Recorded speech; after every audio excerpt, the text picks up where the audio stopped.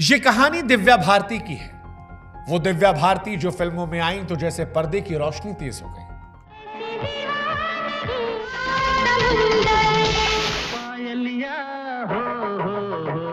जिन्हें देखकर लोगों को लगा कि यार हमें एक और श्रीदेवी मिल गई, जिनकी मुस्कान मासूम थी लेकिन रफ्तार हैरान करने वाली, जिसने 2-3 साल के फिल्मी करियर में ही वो कर दिया जो कई कलाकार पूरी उम्र नहीं कर पाते, जिनके गाने आज भी लोग सुनते हैं और उन्हें देखकर कहते हैं यार क्या गजब की खूबसूरती।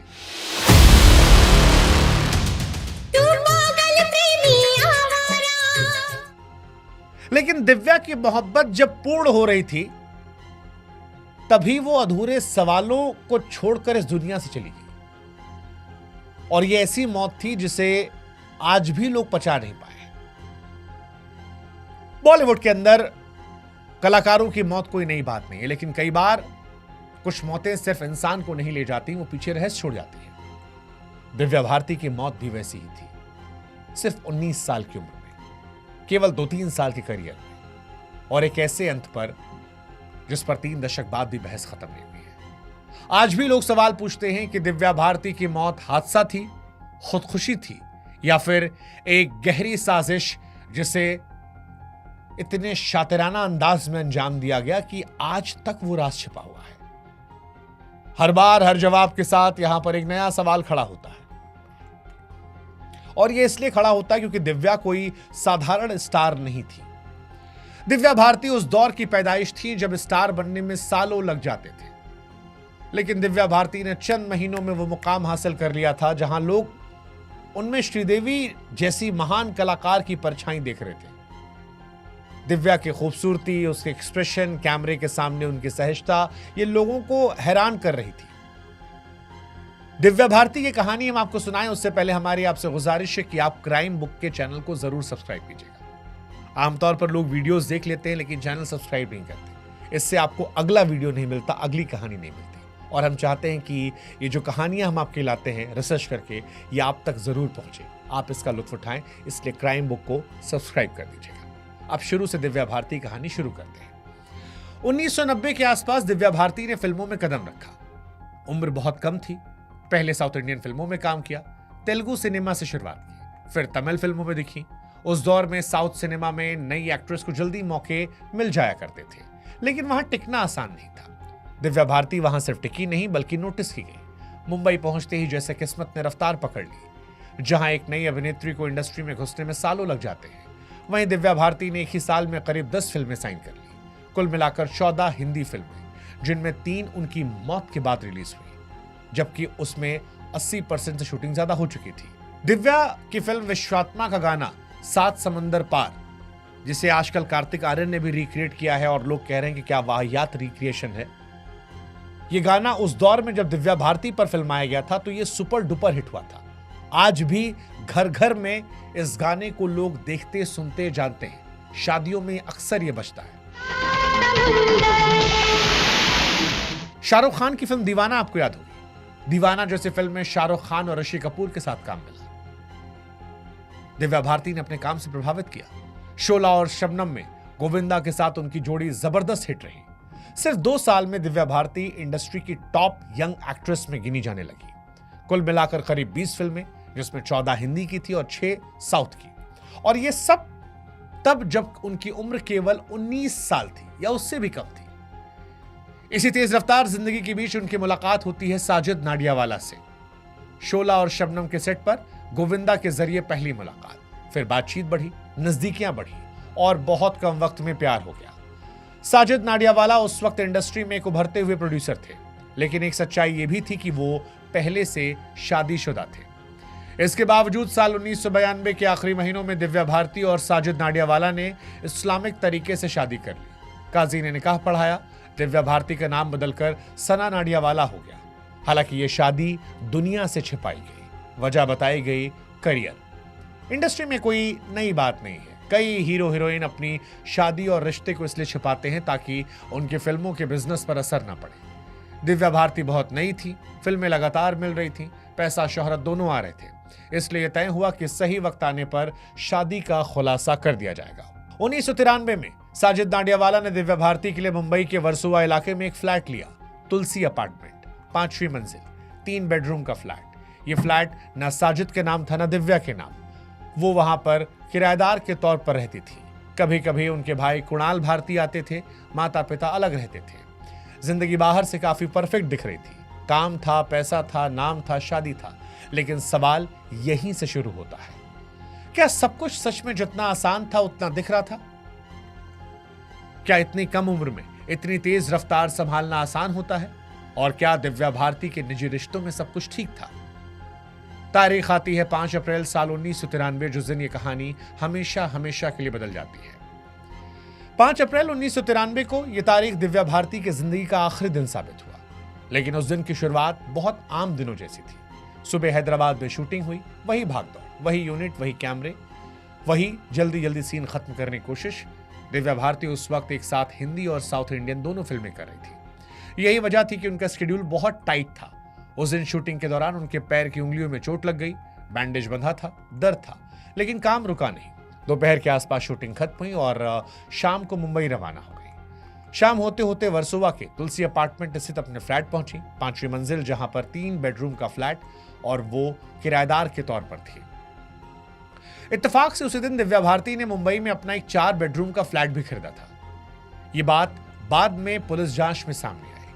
दिव्या इस डील को लेकर बहुत खुश थी, क्योंकि 19 साल की लड़की जिसने कुछ ही सालों में इतना नाम पैसा कमाया था कि वो मुंबई जैसे शहर में अपना घर खरीद सके, ये उनके लिए बहुत बड़ी बात थी। उन्होंने अपने भाई कुणाल भारती को घर बुलाया और ये बात खुशी खुशी बताई, माँ बाप को जानकारी दी, आसपास के लोगों से बात की। जांच में बात सामने आई कि उस दिन दिव्या भारती का मूड अच्छा था, वो परेशान या डिप्रेस नहीं थी। यही बात बाद में सुसाइड थ्योरी के खिलाफ सबसे बड़ा तर्क बनी। अगले दिन यानी 6 अप्रैल को फिर शूटिंग के लिए मुंबई से बाहर जाना था, लेकिन पैर की चोट और नए घर की खुशी की वजह से प्रोड्यूसर से शूट एक दिन आगे बढ़ाने की बात कही। प्रोड्यूसर ने सहमति दे दी, यानी अगले दिन की कोई जल्दी नहीं थी। शाम ढलते ढलते दिव्या भारती अपने फ्लैट में थी, तभी उनके करीबी दोस्त और मशहूर फैशन डिजाइनर नीता लुल्ला का फोन आता है। नीता वही डिजाइनर थी जो दिव्या भारती की ज्यादातर फिल्मों के कॉस्ट्यूम डिजाइन करती थी। प्रोफेशनल रिश्ता कब दोस्ती बदल गया था, ये किसी को पता नहीं चला। नीता लुल्ला ने कहा कि वो अपने पति डॉक्टर श्याम के साथ उनके घर आना चाहती है। कुछ आने वाली फिल्मों के कॉस्ट्यूम और कैरेक्टर को लेकर दिव्या भारती से बात करनी है। दिव्या भारती ने उन्हें बुला लिया। रात करीब 9 बजे नीता लुल्ला और उनके पति डॉक्टर श्याम तुलसी अपार्टमेंट के उस फ्लैट में पहुंचे। उस समय घर में कुल 4 लोग थे, दिव्या भारती, नीता, डॉक्टर श्याम और दिव्या भारती की मेड, वही मेड जो बचपन से उनके साथ थी। पहले माता पिता के घर और फिर मुंबई में। ड्राइंग रूम में बातचीत शुरू हुई, साथ में ड्रिंक्स भी। पुलिस रिकॉर्ड के मुताबिक ब्लैक लेवल स्कॉच और एक विदेशी रम की बोतल मौजूद थी। नीता और उनके पति स्कॉच पी रहे थे, जबकि दिव्या भारती रम पी रही थी। स्नैक्स बन रहे थे, माहौल बिल्कुल सामान्य बताया गया। बताया जाता है कि दिव्या भारती बीच बीच में अपनी मेड को आवाज देती थी, कभी कुछ खाने के लिए, कभी पीने के लिए। बातों का सिलसिला यूं ही चल रहा था। टीवी चल रहा था, समय का अंदाजा नहीं था। रात करीब 11 बजे तक काफी ड्रिंक हो चुकी थी और यहीं से कहानी का सबसे अहम हिस्सा शुरू होता है, जिस पर पूरी जांच टिकी थी। जांच के मुताबिक दिव्या भारती उठकर किचन की तरफ जाती है। किचन में वही मेड मौजूद थी। तुलसी अपार्टमेंट के उस फ्लैट में किचन के पास एक खिड़की बताई जाती है। यह खिड़की बाकी खिड़कियों से काफी अलग थी। इसमें लोहे की ग्रिल नहीं लगी थी। मुंबई जैसे शहर में यह अजीब बात है। उस खिड़की के नीचे एक करीब 12 इंच चौड़ी दीवार थी। पुलिस के मुताबिक दिव्या भारती उस दीवार पर बैठने की कोशिश करती है। उनका चेहरा किचन की तरफ होता है और पीठ बाहर की तरफ, यानी वो बाहर नहीं देख रही थी। पुलिस की जांच में यह भी बताया गया कि दिव्या भारती अक्सर ऐसा करती थी।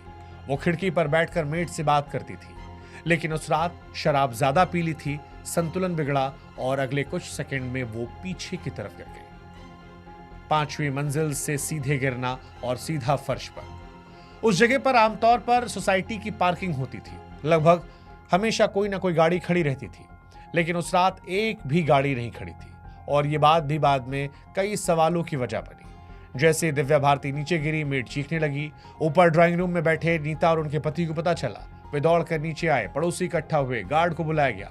दिव्या भारती उस समय जिंदा थी, सांसें चल रही थी, लेकिन सिर में गंभीर चोट थी, खून बह रहा था। अस्पताल ले जाया गया, कूपर अस्पताल। ये वही अस्पताल है जहां सुशांत सिंह राजपूत को भी ले जाया गया था। हालांकि अस्पताल पहुंचते पहुंचते दिव्या भारती की मौत हो चुकी थी। खबर आग की तरह फैली। एक उभरती हुई सुपरस्टार सिर्फ 19 साल की उम्र में अचानक दुनिया से चली जाती है। पूरे देश में सनसनी फैल गई और यहीं से बहुत सारे सवाल उठे कि अगर ये सिर्फ हादसा था तो इतनी सारी अजीब बातें क्यों? अगर ये सुसाइड था तो वजह क्या थी? और अगर ये मर्डर था तो फिर किसने और क्यों किया? दिव्या भारती की मौत की खबर आते ही यह साफ हो गया कि यह कोई साधारण मामला नहीं था। वजह सिर्फ ये नहीं थी कि वो एक मशहूर अभिनेत्री थी, वजह इसलिए भी थी क्योंकि हालात कुछ ज्यादा ही अजीब थे। वर्सोवा पुलिस स्टेशन के अंतर्गत थाने आने वाला केस सीधे पुलिस इंस्पेक्टर जे जाधव को गया। शुरुआती जांच उसी फ्लैट में शुरू हुई जहां दिव्या भारती की मौत हुई। पुलिस के सामने पहली सच्चाई ये थी, घर के अंदर कुल 4 लोग मौजूद थे। दिव्या, उनकी मेड नीता और डॉक्टर श्याम। दिव्या भारती अब नहीं थी, बाकी सब थे। जांच का पूरा ढांचा इनके बयानों पर टिका। सबसे पहले मेड का बयान दर्ज हुआ। मेड ने बताया दिव्या भारती शराब पी रही थी, कई बार किचन आई, स्नैक्स मंगाती रही और आखिरी बार जब आई तो खिड़की पर बैठने की कोशिश कर रही थी। उसके मुताबिक संतुलन बिगड़ा, पीछे की तरफ गिर गई। लेकिन यहीं पर एक अहम बात सामने आई। मेड ने यह नहीं देखा कि दिव्या भारती गिरते हुए कैसे नीचे गई। वो उस पल को प्रत्यक्ष तौर पर नहीं देख पाई थी, वो सिर्फ आवाज सुनकर मुड़ी थी। इसके बाद नीता और उसके पति डॉक्टर श्याम के बयान दर्ज हुए। दोनों ने कहा कि वो ड्राइंग रूम में टीवी देख रहे थे, ड्रिंक कर रहे थे। उन्हें पता ही नहीं चला दिव्या कब किचन में गई और कब गिर गई। उनके मुताबिक ये सब 3 मिनट के अंदर हुआ। वो 3 मिनट जो आज भी इस केस का सबसे रहस्यमय माना जाता है। पुलिस के लिए समय बहुत इंपॉर्टेंट था क्योंकि उन 3 मिनटों में जो कुछ हुआ वही इस मौत की असली वजह तय करता। लेकिन उन 3 मिनटों का कोई प्रत्यक्ष गवाह नहीं था। अब पोस्टमार्टम रिपोर्ट सामने आई। रिपोर्ट के मुताबिक दिव्या भारती के शरीर में शराब की मात्रा काफी ज्यादा थी। सिर में गहरी चोट थी। पीठ और सिर पर गिरने की वजह से अत्यधिक ब्लड लॉस हुआ था। शरीर पर हालांकि संघर्ष के कोई निशान नहीं थे, कोई हथियार का जख्म नहीं था, कोई अंदरूनी चोट नहीं थी जो मारपीट की तरफ इशारा करे। डॉक्टरों ने मौत का कारण बताया ऊंचाई से गिरने की वजह से गंभीर चोटें। मेडिकल भाषा में से अननेचुरल डेथ कहते हैं और शायद यही शब्द बाद में भ्रम का सबसे बड़ा कारण बना, क्योंकि आम लोगों ने अननेचुरल डेथ को साजिश से जोड़ दिया, जबकि मेडिकल टर्म में इसका अर्थ होता है कि मौत प्राकृतिक बीमारी से नहीं हुई। इसके बावजूद पुलिस ने सिर्फ एक्सीडेंट थ्योरी पर भरोसा नहीं किया। जांच को अलग अलग एंगल से खोला गया, एक्सीडेंट, सुसाइड और मर्डर। सबसे पहले सुसाइड के एंगल की जांच हुई। सवाल साफ था कि क्या दिव्या भारती ने जानबूझकर अपनी जान दी? पुलिस ने उन्हें करियर, निजी जीवन और मानसिक स्थिति की पड़ताल की। सामने आया कि हाल ही में शादी की थी, करियर तेजी से बढ़ रहा था, उसी दिन एक नया फ्लैट खरीदा था और भविष्य की कई फिल्में साइन की थी। इन तथ्यों ने सुसाइड की भावना को कमजोर कर दिया। लेकिन फिर कुछ बातें आई। साजिद नाडियावाला से उनकी शादी छिपी हुई थी। साजिद की पहली शादी और परिवार के कारण रिश्तों में तनाव की बातें आई। ये कहा गया कि साजिद की मां और दिव्या भारती के रिश्ते अच्छे नहीं थे। इसके अलावा अंडरवर्ल्ड कनेक्शन की अफवाह भी आई, जो उस दौर में लगभग हर बड़े फिल्म मेकर के साथ जोड़ी जाती थी। इन सब बातों को पुलिस ने नोट किया, लेकिन कोई ठोस सबूत नहीं मिला जो सीधे सुसाइड की बात को साबित कर सके। फिर मर्डर के एंगल से जांच खोली गई। ये सबसे ज्यादा चर्चित और विवादित हिस्सा था। सवाल उठे कि क्या जानबूझकर किसी ने धक्का दिया? क्या यह किसी दबाव, झगड़े या साजिश का नतीजा था? पुलिस ने साजिद नाडियावाला के बयान दर्ज किए, अंडरवर्ल्ड कनेक्शन की जांच की। दिव्या भारती के फिल्मी करियर से जुड़े लगभग हर बड़े नाम से पूछताछ हुई, लेकिन फिर वही समस्या सामने आई, कोई प्रत्यक्ष सबूत नहीं। हालांकि इस दौरान एक चौंकाने वाली बात सामने आई। जिस खिड़की से दिव्या भारती गिरी उसमें पहले एक ऑटो स्टॉपर लगा था, या एक तरह का सेफ्टी मैकेनिज्म होता है जिससे खिड़की ज्यादा बाहर की तरफ नहीं खुलती। लेकिन घटना वाले दिन वो ऑटो स्टॉपर काम नहीं कर रहा था। यह हटाया गया था या खराब था, यह कभी साबित नहीं हो पाया। पुलिस ने इसकी जांच की, लेकिन यह तय नहीं हो पाया कि यह जानबूझकर हटाया गया था या यह पहले से खराब था। इसी बीच एक और घटना ने इस मामले को और रहस्यमय बनाया। दिव्या भारती की मौत के ठीक 1 महीने बाद उनकी मेड की भी हार्ट अटैक से मौत हो गई। वो मेड जो आखिरी गवाह थी। इस घटना ने साजिश की थ्योरी को और हवा दी। हालांकि मेडिकल रिपोर्ट के मुताबिक उनकी मौत प्राकृतिक थी, लेकिन ऐसा संयोग यह शक को और गहरा कर रहा था। पुलिस ने 5 साल तक इस केस की जांच की। साल 1993 से लेकर 1998 तक हर एंगल खंगाला गया, हर बयान दोहराया गया, हर रिपोर्ट की समीक्षा की गई। आखिरकार 1998 में मुंबई पुलिस ने अपनी अंतिम रिपोर्ट को दाखिल किया। निष्कर्ष साफ लिखा था, दिव्या भारती की मौत एक एक्सीडेंटल डेथ थी। शराब के नशे में संतुलन बिगड़ने की वजह से वो खिड़की से गिर गई। ना सुसाइड के पुख्ता सबूत, ना मर्डर के। केस बंद कर दिया गया, लेकिन सवाल बंद नहीं हुए, क्योंकि कुछ कहानियां अदालत में खत्म हो जाती हैं लेकिन लोगों के जहन में नहीं। दिव्या भारती की मौत के बाद सबसे पहली चीज जो दिखाई पड़ रही थी वो थी खाली जगह। फिल्म इंडस्ट्री में एक ऐसी खाली जगह कम ही बनती है, खासकर तब जब कोई कलाकार अपने करियर के शिखर पर नहीं, रफ्तार के बीच अचानक चला जाए। दिव्या भारती के साथ वही हुआ। वो दौर ऐसा था जब एक ही साल में 10 फिल्में रिलीज करना असाधारण बात थी। दिव्या भारती ने करके दिखाया था। उनकी कुल 14 फिल्में हिंदी थीं, जिनमें 3 उनकी मौत के बाद रिलीज हुई। कई फिल्मों की शूटिंग बीच में अटक गई, कुछ फिल्मों को दोबारा शूट करना पड़ा। सबसे चर्चित उदाहरण तो आंदोलन पिक्चर का है, जिसे साजिद नाडियावाला ही प्रोड्यूस कर रहे थे। इस फिल्म की शूटिंग लगभग पूरी हो गई थी, लेकिन दिव्या भारती की मौत के बाद पूरी फिल्म को दोबारा बनाया गया और दिव्या भारती की जगह श्रीदेवी को लिया गया। ये वही श्रीदेवी थी जिनकी हम शक्ल कहे जाने की वजह से दिव्या भारती को शुरुआती पहचान मिली थी। जब दिव्या भारती बॉलीवुड में आई तब लोग कहते थे कि पर्दे पर श्रीदेवी की झलक लौट आई है। यही तुलना उनके लिए वरदान भी बनी, पहचान भी, और यही तुलना उनकी मौत के बाद एक अजीब इत्तेफाक में भी बदली। दरअसल दिव्या भारती की मौत के 25 साल बाद 2018 में श्रीदेवी की मौत हुई, दुबई के एक होटल बाथरूम में। रिपोर्ट में कहा गया कि एक्सीडेंटल डेथ है। शराब का जिक्र वहां भी आया। वहां गिरना नहीं था, यहां गिरना था। एक की मौत ऊंचाई से गिरने से हुई, दूसरी की डूबने से, लेकिन दोनों मामलों में एक ही शब्द लिखा गया, एक्सीडेंटल डेथ। यह सिर्फ संयोग था या फिर किस्मत की अजीब विडंबना, इसका जवाब किसी के पास नहीं है। लेकिन इतिहास में कुछ इत्तेफाक इतने सटीक होते हैं कि वे सवाल बन जाते हैं। दिव्या भारती के जाने के बाद साजिद नाडियावाला लंबे समय तक शक के दायरे में रहे। उनके बयान दर्ज हुए, उनकी निजी जिंदगी, पहली शादी, पारिवारिक दबाव, अंडरवर्ल्ड कनेक्शन की अफवाहें, सब कुछ खंगाला गया। लेकिन पुलिस को ऐसा कोई ठोस सबूत नहीं मिला जिसके आधार पर केस आगे बढ़ाया जाए। अंततः उन्हें क्लीन चिट मिल गई। हालांकि मीडिया ट्रायल कभी बंद नहीं हुआ। हर कुछ सालों में ये केस फिर जिंदा होता है, कभी किसी किताब में, कभी किसी इंटरव्यू में, कभी किसी टीवी की डिबेट में, और हर बार एक ही सवाल उठता है, क्या सच में यह सिर्फ हादसा था? एक तरफ पुलिस रिकॉर्ड है, मेडिकल रिपोर्ट है, क्लोजर रिपोर्ट है, दूसरी तरफ आम समझ है जो कहती है कितनी सारी बातें अजीब एक घटना में कैसे हो सकती है। बिना ग्रिल की खिड़की, ऑटो स्टॉपर का उसी दिन काम ना करना, पार्किंग में रात को एक भी गाड़ी का ना होना, आखिरी 3 मिनट में कोई गवाह ना होना, और आखिरी गवाह की उनकी उस मेड की जो बचपन से उनके साथ थी, उसका दिव्या की मौत के 1 महीने बाद मर जाना। इन सवालों का जवाब शायद कभी नहीं मिल पाएगा, क्योंकि कानून सबूत पर चलता है और यादें शक पर। दिव्या भारती के माता पिता ने कभी भी खुलकर किसी पर आरोप नहीं लगाए। यह स्वीकार किया कि बेटी चली गई, लेकिन वजह को लेकर कोई दावा नहीं किया। शायद इसलिए कि कुछ जवाब इंसान को सुकून नहीं देते। आज जब पीछे मुड़कर देखा जाता है तो दिव्या भारती का अभिनेत्री ज्यादा संभावना लगती है, वो संभावना जो पूरी नहीं हो पाई। अगर वो जिंदा रहती तो शायद 90 के दशक का हिंदी सिनेमा कुछ और होता। शायद कई रोल, कई फिल्में, कई रिकॉर्ड किसी और के नाम ना होते। लेकिन इतिहास अगर मगर पर नहीं चलता। दिव्या भारती कहानी यहीं खत्म नहीं होती। यह हर उस जगह जिंदा रहती है जहां किसी जवान मौत को समझना मुश्किल हो जाता है। ये कहानी याद दिलाती है कि शोहरत जितनी तेज आती है उतनी ही तेज सब कुछ छिन जाता है, और कभी कभी सच अदालत में नहीं सिर्फ सवालों में बचा रहता है। साल 1998 में केस बंद हो गया। 27-28 साल होने को है, लेकिन आज भी स्टेटस वही है, क्लोज।